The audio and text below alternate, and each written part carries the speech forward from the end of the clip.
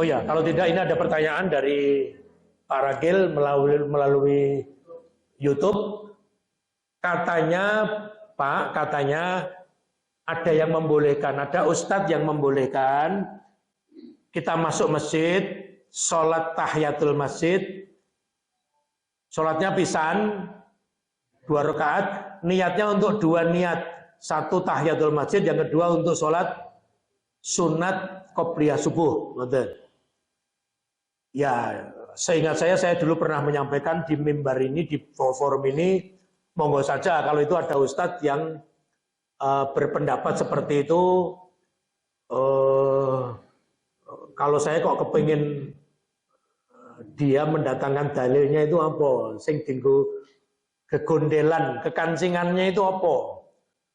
Tapi kalau kami menjawab, mbok rasah ngono, ngopo? Kalau kalian mau dapat 2 ganjaran, sholat tahiyatul masjid yo entuk, sholat qobliyah subuh entuk, mangtangi luwih awal.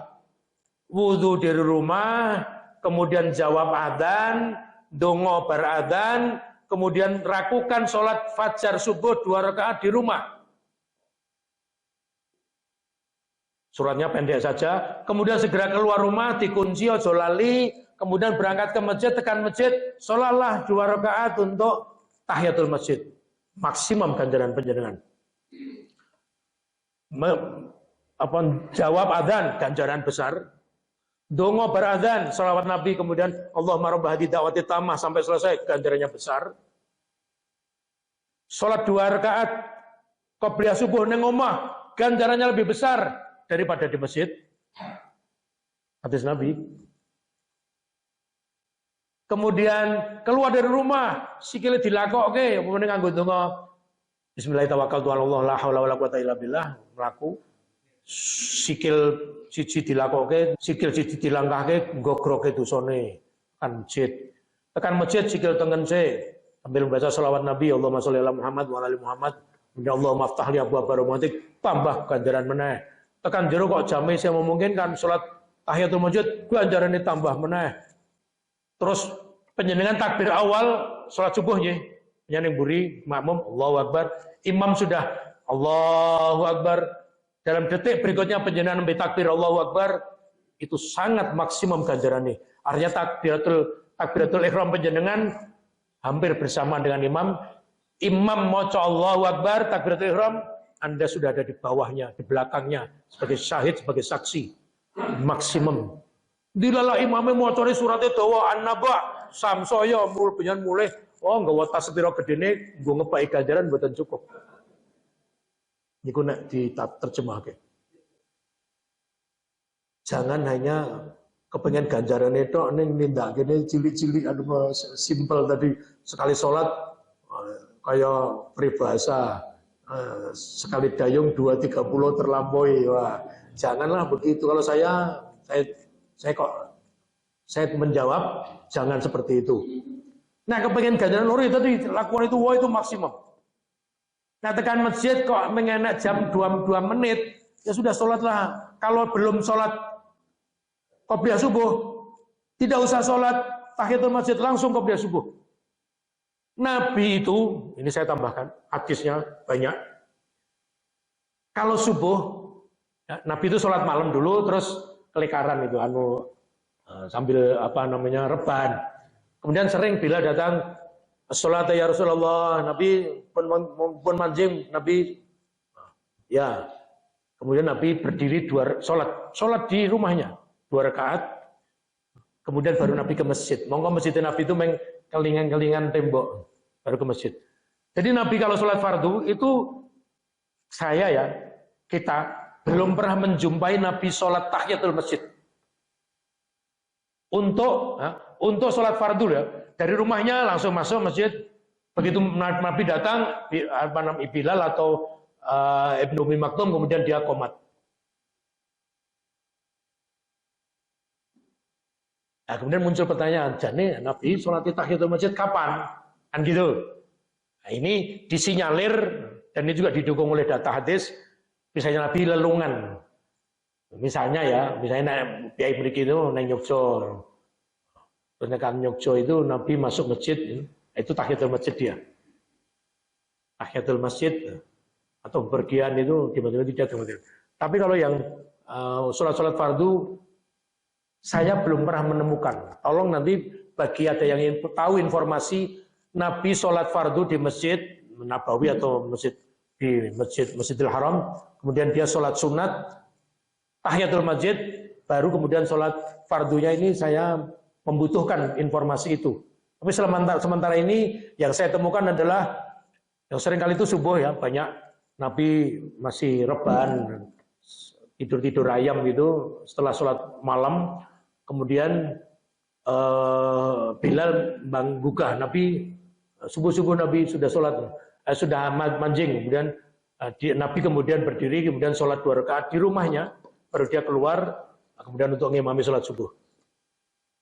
Monggo. Kemudian ada pertanyaan lagi, yang kedua, ini pertanyaan ini dari Mas Rakil ya, lewat YouTube. Saya tidak tahu siapa yang bertanya, dari kota mana saya tidak tahu.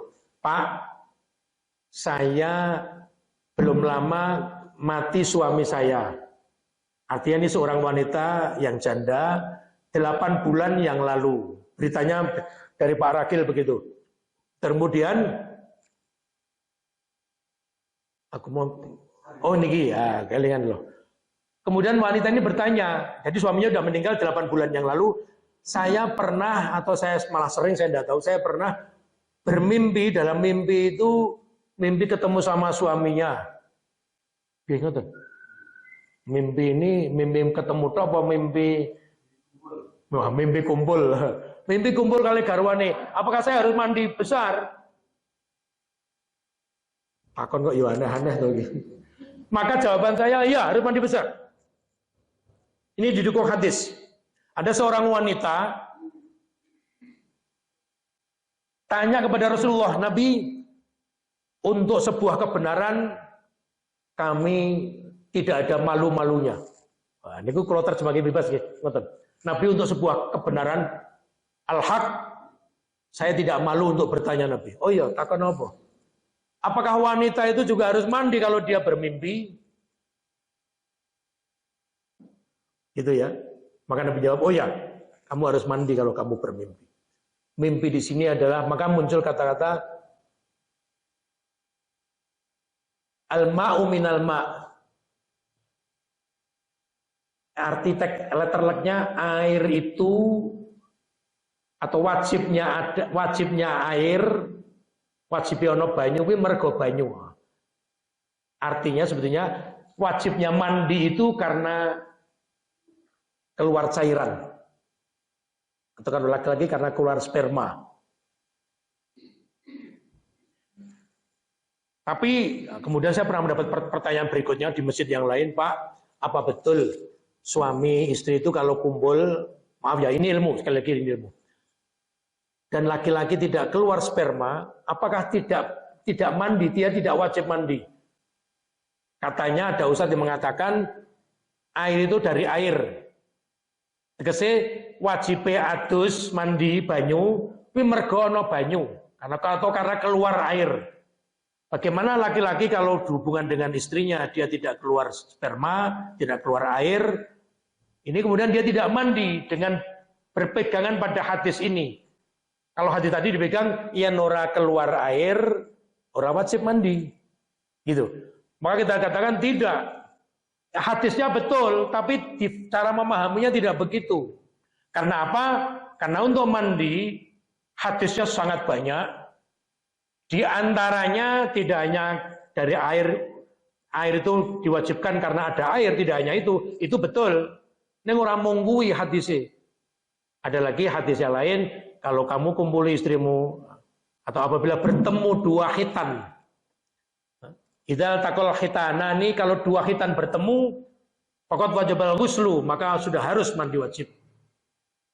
Ada riwayat yang walaupun dia keluar atau tidak keluar sperma maksudnya, maka setiap kumpul itu kudu mandi wajib. Saya kira itu. Nah, ibu tadi pertanyaannya, walaupun suaminya sudah meninggal, dia tidak hubungan suami istri, tapi dia bermimpi kumpul dengan suaminya, nah itu bisa berlaku al-ma'u minal ma', maka dia wajib mandi.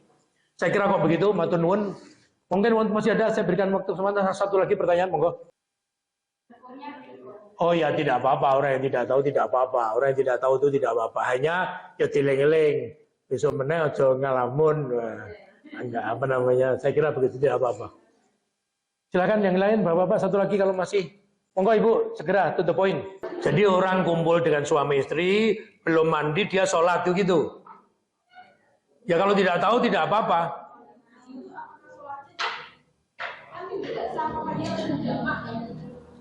Ya kalau tidak tahu tidak apa-apa, insya Allah Allah maafkan, istighfar, bertobat, ya Allah maafkan. Nabi itu pernah, wah ini pertanyaannya ditutup dengan pertanyaan yang heroik. Nabi pernah sholat subuh, dari rumah masuk ke masjid sholat, Allahu Akbar. Belum lama kemudian Nabi, belum lama ya, mungkin belum sampai rukuk. Kemudian Nabi membatalkan diri, kemudian bilang sama jamaah, tetaplah kamu pada posisimu. Coba, kira-kira ngatakan dia, coba. Kemudian Nabi keluar, Nabi mandi. Ternyata Nabi itu kumpul dengan istrinya tadi malam dan dia lupa belum mandi, langsung sholat wudhu, kemudian langsung imami sholat subuh. Bapak ada yang mau meniru? Dan ingatnya di tengah-tengah. Kemudian Nabi membatalkan, kemudian dia, karena apa? Nabi yakin, nek ngerti, nek kelingan, maka tidak sah sholatnya. Itu ya. Jadi Nabi keluar sholat mandi dan hati-hati dikatakan, saya melihat Nabi mandi itu dan masih ada basah airnya yang menetes. Hebat sekali Islam. Barang kau yang menurut diceritakan dan diabadikan dalam hadis. Allahu Akbar. Saya kira gitu ya. Kalau tidak tahu itu dosa apapun, kemarin saya berzina, mabuk, main, ya wes lah. Sekarang baru tahu ya, bertobat, Allah maafkan. Yang tobatnya tenanan. Orang esok tobat sore kumat. Nah, saya kira gitu. Saya kira Islam sangat indah. Betapa Umar bin Khattab dan sahabat-sahabat yang lain itu mabuk. Wah, wes macam-macam judi. Begitu masuk Islam, Allah putihkan semuanya. Dan Umar itu Nabi ngendika, aku sok ben karo Umar ning swarga ngene, jejer. Tidak main-main. Jadi bukan berarti Islam itu ora entuk wong gawe dosa. Ya wis nek kowe dosa ya wis ning mertobat to, sesuk aja kok baleni. Nah, gitu loh. Yang betul-betul tidak pernah salah sedikit pun hanya Allah. Nah, saya kira gitu. Ini sebagai patunuan dari saya nyuwun ngapunten, semoga semuanya sehat, semuanya terutama kita itu nyuwun sehat badan, tapi luweh-luweh kita berharap atau kita berharap itu sehat iman takwa kita. Itu yang lebih penting. Matur nuwun. Assalamualaikum warahmatullahi wabarakatuh.